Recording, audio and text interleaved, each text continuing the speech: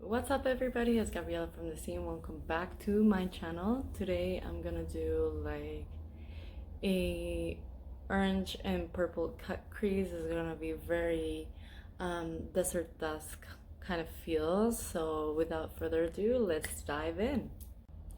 Okay, so we're gonna start priming with NARS concealer and we're just gonna place it on our lids. In my opinion, you should prime everything. Your lips, your lashes, your eyes, your face. But people don't have the time or the money to do that, honestly. I don't feel like people feel it's worth spending money on products that you can't see in the end. But you should. Okay, so now I'm gonna take some tape and I'm gonna tape off the ends of my eyes here because I want it to be clean and symmetrical and amazing. So basically you're just gonna line up your outer corner where ideally you want your eyebrow to go. So let's do that. So that's where I think my eyebrow is gonna finish at. And then just make sure your other eye is kind of the same. Okay, so we're gonna take the Desert Dust palette and we're gonna take this color, Amethyst. So take your blending brush and start stamping that onto your crease. I find this palette is not very pigmented, so you just have to like work it up a little bit more and apply those layers and layers for the color pigment to pay off. Next, we're gonna smoke out or blend out that purple shade that we just applied with the Tila shade, which is really like a hot pink, from our Sephora Pro palette editorial. Now this palette has a lot of pigment, so don't press very hard into the pan or drag along. Try to be very gentle and dust it off before you apply it on your face. Okay, so next I'm taking the Bye Bye Under Eye It Cosmetics concealer and I'm cutting my crease. For this instance, I usually kind of do it like in a circle, but this one is gonna be kind of like winged out towards the tape. So it's gonna be very easy. I do suggest that this is kind of like the first cut crease shape you go for when you're first attempting cut creases. It's the easiest. So now I'm taking the color Blazing from the Desert Dust palette, which is like a dark orange color, and I'm literally just pressing it onto the lid. So now we're gonna amp it up a little bit and we're gonna add the Tangerine shade from the Sephora Pro palette, which is a brighter orange. Okay, next we're gonna go in with this Element color from the Moon Dust palette. I honestly never use this palette, but I bought it because like, look at that. Oh my goodness. Okay, so now we're using that color and we're gonna apply it towards the inner to middle of the eyelid, and so basically where the brighter orange is. And we're gonna use a brush for the beginning, but later on we're gonna take our finger and apply with our finger because these glittery sort of like metallic formulas are best applied with fingers. You get better pigment payoff. Okay, so towards the outer corner, I'm thinking of darkening things a little bit, so we're gonna use this saffron color. Okay, so this color, saffron, is gonna go on the outer V, the outer corner of the lid, because it's gonna have like a kind of like a deeper transition towards the outside, so that's what's going on. So for this step, I'm using the glitter liner Pyro from the Urban Decay Cosmetics, and this we're gonna apply it from the inner corner to the middle of the lid, and we're gonna leave the end outer V empty, so the glitter is only going in the shine in the brighter orange and not where the dark saffron shade is. Also, it's important that when you do this step, you keep your eyes closed and you're not opening your eyes, because you need to let the glitter dry and then you can open and close your eyes like normal. But while it's wet, you have to leave it like that, because then it's gonna set in your crease and it's gonna separate. So just leave it like that. Now we're taking the color Elisa D from the Sephora Pro palette, and it's this really dark fuchsia basically, just to kick it up a notch in the outer corner. So this color Elisa D is also going on the outer corner on top of the saffron color that we just applied.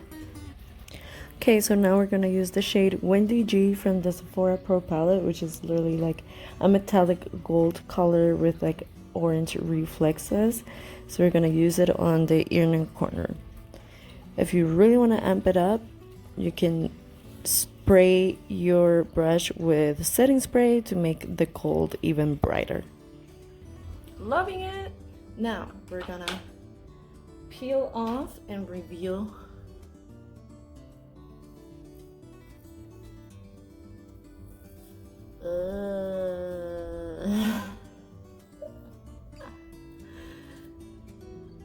So there you have it. It's pretty clean, looks pretty awesome. And now we're gonna juice everything else. I'm gonna take the color Amy from the Sephora Pro palette, which is literally like a neon salmon color, and that's gonna go in our waterline. So to use shadows as a liner for your waterline, you can wet your brush and get like a dense tiny brush to pick up your shadow and just apply it on your waterline. Just make sure you don't pick up too much product, because the dust can reside in your eye and make it watery. Alright, so in the inner corner, to give it more of a, I don't know, galaxy feel and make it a little bit different, we are gonna put a little bit of white on top of the gold. So this white metallic shade I'm using is called Supermoon from the Retrograde Huda Beauty palette, and I'm just putting it right in the middle of that gold area, not covering the whole gold section, just to have a little white reflex.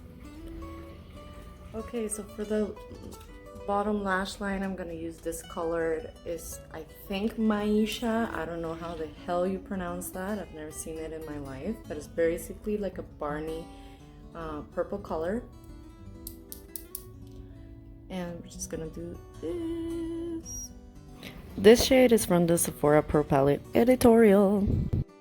So below the Maisha color we just used, I'm gonna mix in tangerine and that neon salmon color together to make a really super bright orange and give it more depth and dimension to the look.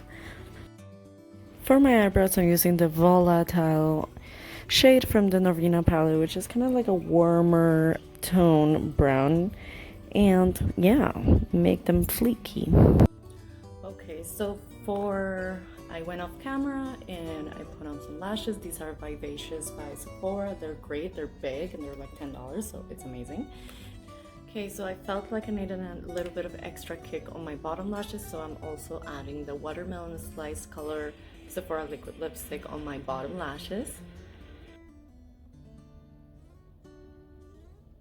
Okay, I'm totally living for the bottom lash fantasy, and so I'm gonna go ahead and start with my complexion. I'm gonna use the Cover Tea stick from Marc Jacobs, and this is Bright Now. So this is basically just to combat any dullness and stuff like that. It comes in different kinds, and I just like using this one sometimes if my foundation is too dark, because it does have a lot of white on it, so that will balance it out. I don't use it very often because it does have a lot of fragrance on it, so I don't feel like it's particularly good to put fragrance on your face. And for foundation, I'm using the Kat Von D Lock-It foundation and spreading it with a beauty blender. Okay, so now we're gonna start. I'm getting naked here. I'm gonna start the baking fantasy. So for baking, I'm taking my Lock-It setting powder from Kat Von D and a brush, and I'm just applying it on my oilier areas, and I'm just gonna let it sit there for a little bit. And we're gonna do the rest of our complexion. I'm thinking not much of a bronzer. Oh, actually, I'll do everything. I just can't help it. So we're gonna take the Anastasia contour kit and just contour very softly this time. I don't want anything scandalous here. And blend for the heavens. Okay, I'm gonna go a little bit cuckoo with the highlight, but what else is new? So I'm just gonna take a little bit of that neon salmon color that we used and pop on some blush here. Oh, I love this. Do the same for the other side. Live in, I look precious. And I'm taking this color Wild Child from the Norvina palette and just popping that as my highlight. So it's a little bit of a kind of like a blush color. Yes, work. Oh my god, I'm gagging. And of course, I need to add that on my brow bone.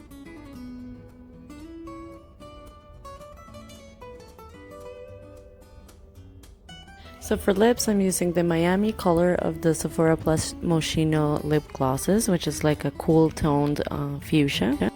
And it kind of has like a purple tone to it. Okay, call me weird or whatever, but I'm kind of living for just the bottom lip, and I put more of that metallic pink highlight on my lips. So I don't know, I'm kind of living for it. So I'm just gonna leave it like that, and I kind of applied the metallic kind of like all over the lip.